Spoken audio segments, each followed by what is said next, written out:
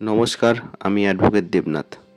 19শে November 2025 Punjab and Haryana হাইকোর্টের justice Shalini Singh Nagpal একটি judgement দিয়েছে, যেখানে বলেছেন যে একজন মহিলা যে কিনা বিবাহিত, তাকে কখনোই যে বিয়ের প্রতিশ্রুতি দিয়ে তার সাথে যৌন সম্পর্ক লিপ্ত হতে পারেন না কোনো অ্যাকিউজড, কারণ তিনি হচ্ছে অলরেডি সে ম্যারিড।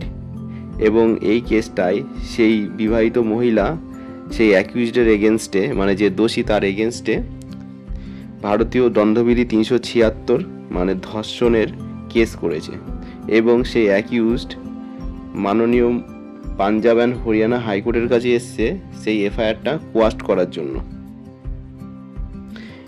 এবং সে justice Shalini Nagpal section 90 of IPC, যেখানে বলা হয়েছে consent known to begin under fear or misconception, এবং সেটা হচ্ছে এখানে এই ক্ষেত্রে সেটা অ্যাপ্লাই হবে না।